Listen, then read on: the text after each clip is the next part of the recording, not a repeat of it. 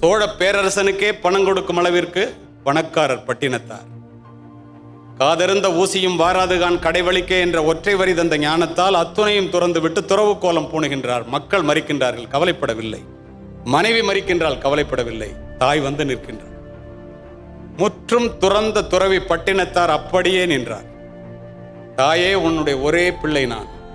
உனக்கு ஈமக்கரியை செய்யாமல் நான் இந்த பூம்புகார் நகரத்தை விட்டு போக மாட்டேன். வேற எங்கேயும் நடக்கலங்க, தமிழ்நாட்டில் தஞ்சாவூரில் பூம்புகாரில்.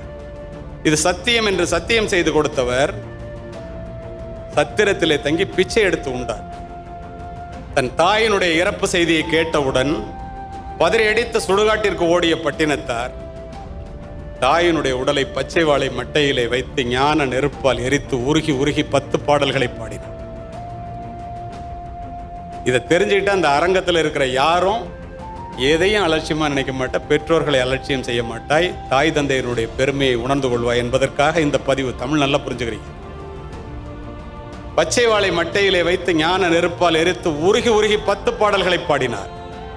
2 திங்களாய் அங்கமெல்லாம் நொந்து பெற்று பைகளென்ற போதே பரிந்தெடுத்து செய்ய இரு கைப்புறத்தில் ஏந்தி கனகமுளை தந்தாளை எப்பிறப்பில் காண்பேன் இனி. பெற்று வளர்த்து பாலூட்டி சீராட்டி வளர்த்த தாயே, செத்து போயிட்டியே, உன்னை எப்ப பாப்பனா?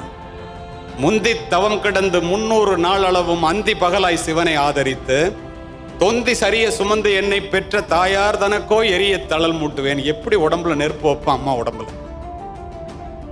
வட்டில்னா சோறுற்ற தட்டு, வட்டிலிலும் தொட்டிலும் மார்மேலும் தோல் மேலும் கட்டிலும் வைத்தென்னை காதலித்து முட்ட சிறகிலிட்டு காப்பாற்றும் தாய்க்கோ விறகிலிட்டு தீ மூட்டுவேன். விறகு மேல கூட நெருப்பு வைக்க முடியாது.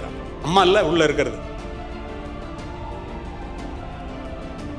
முந்தி தவம் கிடந்துன்னு சொல்லி ஆரம்பிச்சவர் கடைசியா முடிக்கிறார். எப்படி பாருங்க, அம்மா பிள்ளைய கொஞ்சறாங்க.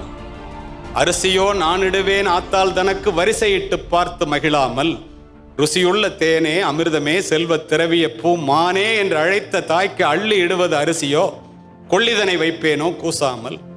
முன்னை இட்டத்தி முப்புறத்திலே பின்னை இட்டத்தி தென்னிலங்கையில் அன்னை இட்டத்தி அடிவயிற்றிலே யானும் இட்டத்தி மூழ்க மூழ்கவே என்று கதறினார். நிறைய பேர் கண்ணை தொடக்கிறீங்க, நான் பார்க்குறேன். எவ்வளவு உணர்வுபூர்வமான பிள்ளைகளாக இருக்கின்றீர்கள். இந்த நிலை கடைசி வரை மாறக்கூடாது.